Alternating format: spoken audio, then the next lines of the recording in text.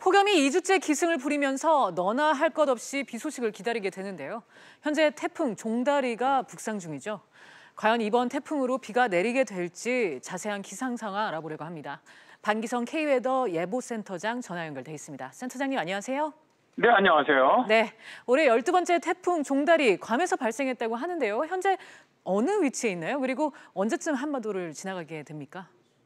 12호 태풍 종다리는 어제 발생해서 현재 북동진하고 있는데요. 내일은 일본 오키나와 동쪽 1340km 해상, 모레 9시엔 일본 도쿄 남동쪽 520km 해상까지 진출합니다.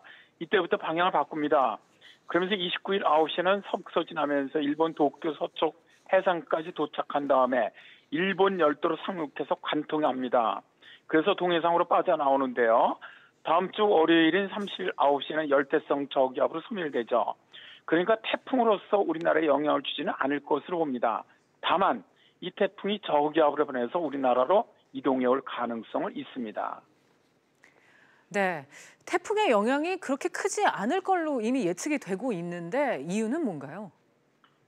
태풍이 일본을 상륙하기 전에는 강도가 좀 강한 소형 태풍인데요. 일단 일본 본토에 상륙하면 세력이 급속히 약해집니다. 일본 같은 경우 큰 피해가 우려되는데 동해상으로 빠져나오는 태풍은 이미 약해져 있기 때문에 설령 우리나라로 이동해 온다고 하더라도 태풍으로서의 위력은 없거든요. 따라서 종다리의 영향은 좀 미미하다 이렇게 보는 것이죠.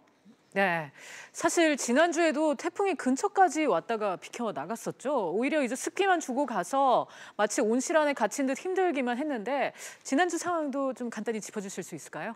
네, 지난주에 10호 태풍 암필 같은 경우 북상하면서 우리나라 쪽으로 올라다가 서쪽으로 밀려나가면서 중국 상해 부근으로 상륙을 했습니다. 이때 우리나라로 오지 못했다는 것은 우리나라에 버티고 있던 강력한 북태평양 고기압 때문이었는데요. 그런데 이제 말씀하신 것처럼 이 태풍에서 나온 수증기의 열이 우리나라 중부 지방으로 유입되면서 서울의 최고 기온이 38도를 기록을 했고요. 111년 만에 최고 열대인 29.2도를 기록을 하면서 마치 온실 안에 갇힌 듯한 날씨를 보였었습니다. 네, 방금 이제 센터장님이 북태평양 고기압 때문에 태풍이 비켜왔다고 말씀을 하셨는데 그만큼 고기압 기운이 셀 수도 있는 거군요. 네, 북태평양 고기압은 키가 큰 고기압입니다. 지상부터 상층 10km까지 고기압으로 가득 채워져 있거든요. 특히 올해 같은 경우는 이 고기압이 더 강해지면서 저지 고기압을 만들었습니다. 즉 블로킹 고기압이라고 우리가 부르는데 블로킹 고기압이 되면 다른 기압계가 이 고기압을 뚫지 못합니다. 그리고 밀려나가요. 최근 같은 경우 베이징 등 중국 북동부 지역에 이재민이 3천만 명을 만드는 호우가 있었거든요.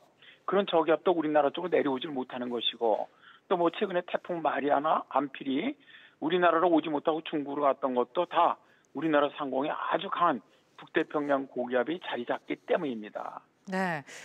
그런데 2012년 삼바 이후에 지난 6년 동안 한반도를 관통한 태풍은 없었다면서요?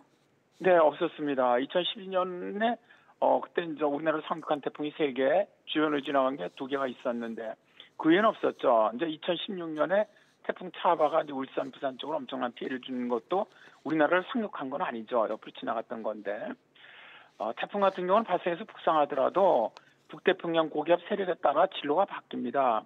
북태평양 고기압 세력이 약하면은 주로 일본 쪽으로 많이 가고요. 좀 더 강해지면은 중국으로 가는 경우가 많고요. 우리나라로 올라오는 경우는 우리나라 그 북태평양 고기압 가장자리가 우리나라 상공에 위치할 때입니다. 근데 최근 6년간은 태풍 이동과 북태평양 고기압 위치가 우리나라로 올 수 없는 그런 기압 배치가 만들어졌기 때문이고요. 다만 지구온난화로 인한 북태평양 고기압 세력이 강해지고 있는 것, 이것도 하나의 원인이라고 봅니다. 네, 이번 여름 폭염이 93년도와 비교가 많이 되고 있는데요. 그 당시는 이제 세 개의 태풍 덕에 폭염이 조금 누그러들었죠. 그렇죠. 그때 정말 더웠죠. 근데 세계 태풍 월트, 브랜든, 더그 세계 태풍이 올라왔는데 이 태풍이 올라오면서 폭염을 일시적으로 좀 주춤거리게 만들었고요. 더그 같은 경우는 남해안의 적지원상까지 해결해 줬었죠. 사실 만약 이때 태풍이 없었다면 정말 엄청난 희생자가 발생했을 것으로 봅니다. 그 정도로 1994년 태풍은 완전히 표자 역할을 했습니다. 네, 올여름 이제 예상치 못한 긴 폭염에 사회적 손실도 만만치 않은 것 같습니다. 다른 해와 비교를 했을 때 올여름 폭염만의 특징이 있을까요? 역대급 폭염에 이름을 올리게 될까요? 네, 아주 더웠던 1994년과 상당히 유사한데 다른 여름하고는 좀 차이가 나죠. 올해는 제트기류가 북쪽의 한기를 막아주고 있고요. 장마가 평년보다 보름 이상 빨리 끝나면서 폭염이 시작됐고요. 북태평양 고기압이 10년 주기로 강하게 발달했고요. 티베트 상공에서 만들어진 뜨거운 공기가 우리나라를 유입되면서 우리나라 상공에 거대한 열돔을 만들었다는 그런 차이가 있습니다. 그러다 보니까 1994년에 버금가는 지금 현재 폭염이 발생하고 있는 것이죠. 네, 이번 폭염 언제까지 지속될까요? 또 반가운 비 소식은 언제쯤이면 들릴까요? 현재 기압계를 본다면 폭염은 8월 중순까지는 이어질 것으로 KU에 대해서는 예상하고 있는데요. 다만 지금 올라오고 있는 12호 태풍 종다리가 동해상에서 저기압으로 약해진 다음에 우리나라 남부지방으로 이동해올 가능성이 있습니다. 그렇게 된다면 동해안은 28일부터 남부지방은 일요일부터 월요일까지 약하게나마 비가 내릴 것으로 보이는데요. 그러면 일시적으로 기온이 선선해질 가능성이 높습니다. 다만 아직은 좀 더 지켜봐야 할 것 같은데요.